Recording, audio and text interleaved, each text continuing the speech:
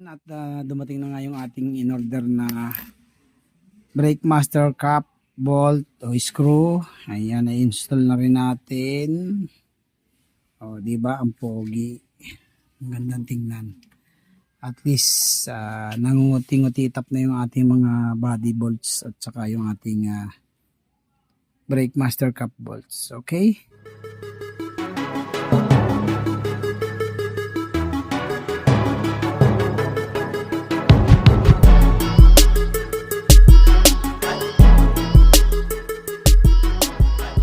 Ito na nga yung ating in-order mga kadawit na brake master cap bolt o screw. So install na natin. Ito yung ating bolt dito sa ating brake master cap. So stainless lang yung nakalagay natin dahil wala tayong mabili dati. Wala kay boss. So yan, stainless lang nilagay natin dyan. Puro stainless. Kaya ngayon papalitan na natin yan. So gagawin na natin yung gold. Ayan. So papalitan natin ng gold. So dumating na ito ating gold dito. 4 na piraso. So ito tanggalin natin.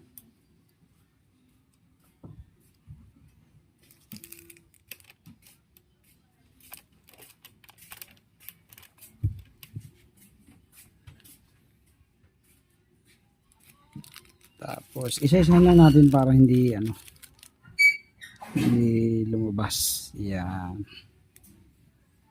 Okay, oh. So para uniform na gold na yung ating mga mga body bolts. Ayan. So ito yung isa pa.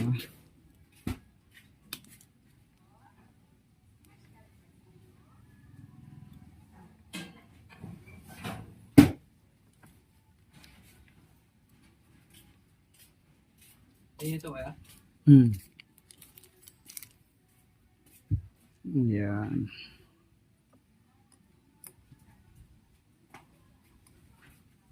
So para solid.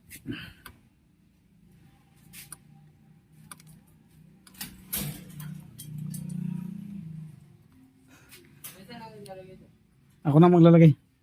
Ito na ako. Okay. Tapos yung isa.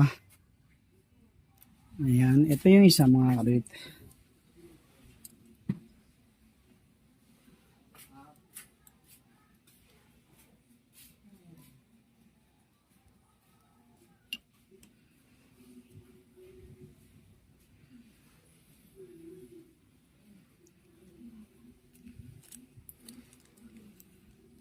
So hindi ko lang alam, in-order ko to sa kung hang ba talaga to. Kasi hindi siya na sa hang nakalagay eh. In-order ko lang siya sa Shopee. Sa TikTok.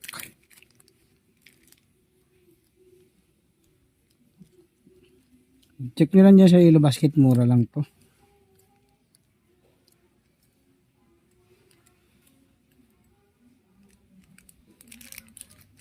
Ayan, pwede pa itong gamitin sa ibang motor. Ayan, stainless.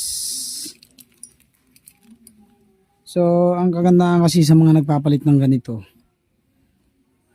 hindi ka na mangangamba na ma-stack up. Kasi kalimitan kapag hindi ka nagpapalit o hindi ka nagbubukas nito, at inabot ng ilang taon, minsan hindi na mabuksan.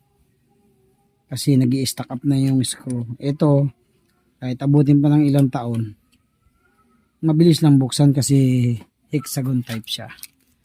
Okay, so yun lang mga kadawit. At least proportion na, uniform na ang ating mga body bolts. Yan, puro gold na yan. Ito lang nga hindi gold, stainless naman yan. So hindi ko alam kung may makukuha tayong mga ganyang klase ng gold. Yan. So tingnan lang natin. Pero for the meantime, so ito munang mga body bolts lang muna. Okay.